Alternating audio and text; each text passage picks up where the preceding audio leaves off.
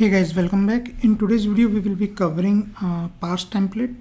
Parse template can be used in different scenarios like setting up a skeleton and then feeding it with some live values. So it can be as simple as that in case of an email template in which the content structure is always fixed, but depending upon the user the content may vary. Or you can consider it as you have retrieved something from a database and you are putting all the details on a HTML page. So that HTML page structure, table structure will remain constant and it can be used as a parse template. So we will be discussing more about it. So let's jump directly into the AnyPoint Studio. So this is the AnyPoint Studio in which I have configured a particular flow just to demonstrate the working of parse template. So parse template, you can directly go into the core and search for this parse template, drag and drop onto the canvas. Let me show you the configuration of it. So either you can give the template along with its location using this particular ellipsis, or the second option could be paste the entire content of this particular template over here as a content, and then it will give the same functionality. So let's talk about this sample HTML which I have created manually. So this is the sample HTML, how it will look like. So it is starting with some HTML tags, then there is a body, then there is a heading for MuleSoft template, then there is a break, and after that there is a table declaration with border as 2, and there is a table heading with employee name, ID, location and status. These particular values are being picked up from the payload. So payload at the 0th index, what will be the employee name? It will be placed over here, and similarly for the employee ID, location and the status. One thing to notice over here, there is a difference between there is no dot in between, and we are putting in a separate square brackets the attribute name or the element name. I have also tried to use some different functionality, like putting a upper function on top of the value which we are going to fetch from the payload. So I have loaded the same sample.html in my project, that is over here, and after that the flow is quite simple. It's a HTTP listener flow and it is a post in nature. You can check in the advanced tab. After that there is a logger which is simple printing the transform message. Then we are going to use the parse template. It will take the real-time values based on these particular the values. The upper case function is being used for the same, and after that we are going to log it, and this is how the entire flow will get end. So let me run this project.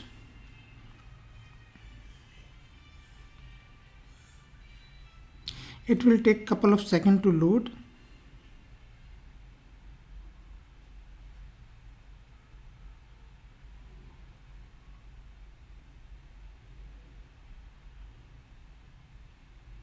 So this is up and running. I will go back to my Postman and will try to hit the send button. So whatever I have fed in, it is being converted into the uppercase, and the value is being generated in the form of a HTML static page with these particular values as the real-time values which are being fetched from the payload. Now this payload can be retrieved either from a database or any other message processor as well. It's up to the user how they can make use of this parse template. Also, it is not necessary to have only HTML as one of the template type. You can have the simple TXT or any other format as well, depending on your use case. So just for an example, like in case of any order which you have made on Amazon.com, so structure could be as simple as that, like let me try to type something here, order and then hash payload 0 order underscore number is placed successfully. So something like this can also be used as a template. You can make a different combination of the same. So the idea here is to generate a skeleton, and then after that, depending on your business use case, you can feed some value inside it.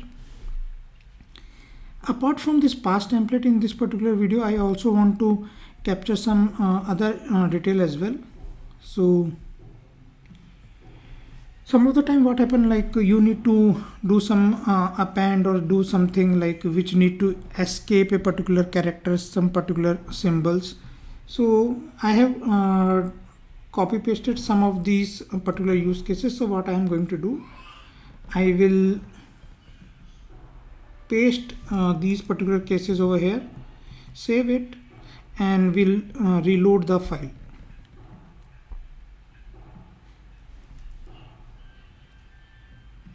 So in the background, let me tell you what it is all about.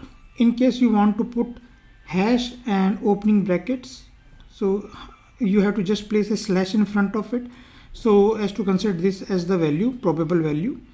Similarly, whenever you are putting a slash, then the next value will be considered as a value, not as a special character. So basically, if you are putting a slash, then it will be ABC, then apostrophe DEF, as simple as that. XYZ, double quotes XYZ, ABC, $DEF, hash GHI, something like that. So let's see in runtime as well. I will clear up the console and hit it from the Postman again, and let's see. Oh, 1 second, I need to change this as well.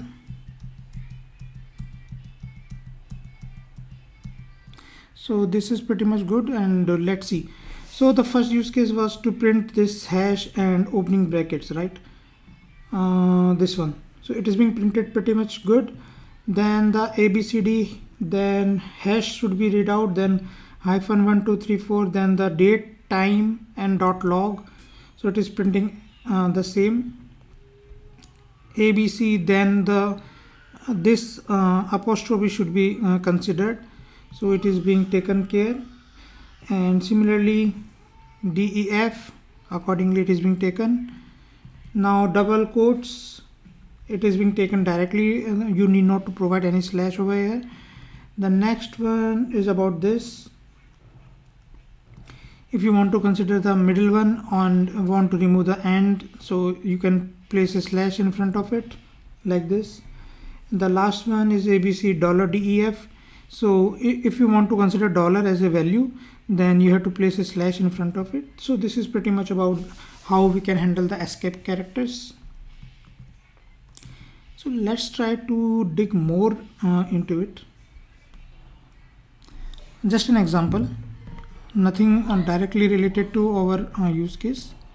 So if you want to print the $sign, just put a front slash in front of it. Similarly, for a single quote, place a slash and it will do the wonder. So this was pretty much about the past template and the escape character. I hope you like this video, and thanks for watching.